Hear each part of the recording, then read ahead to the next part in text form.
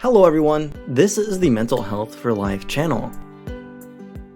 If I ask you what helps cure a mental illness, what comes to mind? Hospitals, medications, supportive people, and many other things may have come to mind, but actually, the most important thing is peace of mind. With worries about work, money, and the future, if you do not have a sense of security in your life, what may heal will never heal. A good doctor is also one who contributes to this, as they provide you a sense of security more than anything else. Just as air must be breathed to sustain the body, a sense of security is air for the mind. Without it, the mind's natural healing powers just don't work. That is why, when dealing with people who are recuperating from a condition like depression, family members and people at work should above all be sure that they're trying to provide them a sense of security. However, this is at odds with how for most of the recent past, mental illnesses have generally been equated to laziness. When a person is suffering from an illness and unable to do anything about it, but is then told by family members or people at work that they just need to try harder or just power through it, they will often end up in an even worse spot than before. After all, no one tells someone in the midst of recovering from a cold that all they need to do to get better is exercise.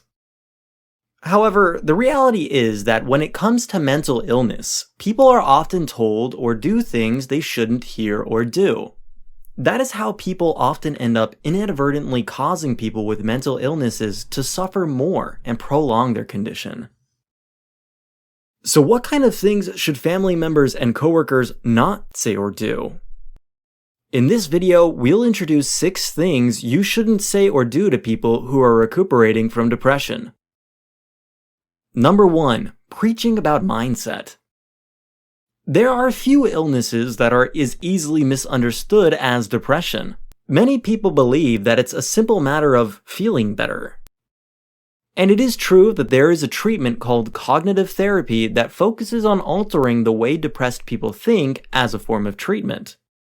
But many people misunderstand this treatment. Cognitive therapy is not a treatment that simply makes people think positively. The way we perceive things is called cognition in psychology, and depressed patients have a cognitive bias that makes them susceptible to gathering only negative information. Cognitive therapy deals with this by implementing objective cognition. It is not a treatment that simply forces people to change their way of thinking. Depression is a disease that drains one's energy to live and prevents one from thinking positively. Telling someone with depression to just change your mindset is like telling someone with a broken leg to just walk. Number 2. Forcing alternative treatments. Depression is considered one of the most widespread and problematic modern diseases, and as such, there is a lot of information about it on the internet. To be precise, there is a lot of unsubstantiated information specifically. Keep in mind, reputable hospitals will only ever offer reliable treatments that have been proven and backed up through scientific research. Try to avoid forcing alternative treatments on those dealing with depression and be critical of information obtained from a dubious source like the internet. Number 3. Pushing them into a corner. Some people believe that depression is not the result of a disease, but overindulgence. Many people mistakenly believe that when people are cornered, they will have a realization, and if they do, their illness will get better.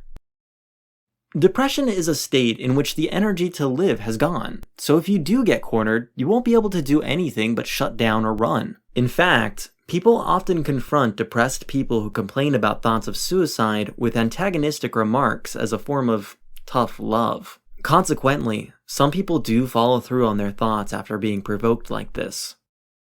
Depression is not overindulgence. It is a disease. You should never try to drive a depressed person into a corner. Number 4. Rushing their recovery. After months of recuperation, family members may start to say things like, "When are you going to get better?" or "What are you going to do about school? Maybe it's time for you to start working again?" The family members may be concerned about the person in question, but it is the person themselves who is the most anxious about it. Recovery from depression can take months or even years for some people. If they are in a hurry to return to work or school without fully recovering, they will soon get worse. Rather, it is important to pump the brakes and say to the person, don't rush it. Number 5. Avoiding their condition. While recuperating, it is best to stay at home and relax, which can often lead to crippling loneliness. An illness being forgotten or ignored during recovery can be a difficult thing to experience. It is particularly bad for family members to behave indifferent towards the illness, perhaps thinking that they can leave it to the doctor to do something about. Spending a short time listening to them, or even exchanging a few words about things, can greatly help in the recovery process. Number 6. Talking them off medication. Depression is a disease that causes the brain to produce less serotonin, an important neurotransmitter. Adjusting the production of this neurotransmitter with antidepressants can greatly help the recovery process. Getting adequate sleep is also vital to a smooth recovery, so sleeping pills may also often be utilized to help it along. These drugs have no major side effects and do not fall under the category of narcotic, so they do not cause addiction either. These types of medications have been on the market for more than 60 years without any major issues. However, there are those who try to urge people to stop taking these prescribed medications, saying that they will be ruined if they keep relying on them forever, or telling them that they are bad for their health. Try to leave guidance about the cessation of medication to a doctor who is a specialist in their field. Depression is not simply a matter of feelings. It is a state where one loses energy to live and experiences weakened brain activity in key areas. Medication helps regulate those key neurotransmitters in the brain, which, when combined with good rest, will help you recover little by little. Having trouble or taking time to recover does not mean one is lazy or just doing whatever they want either.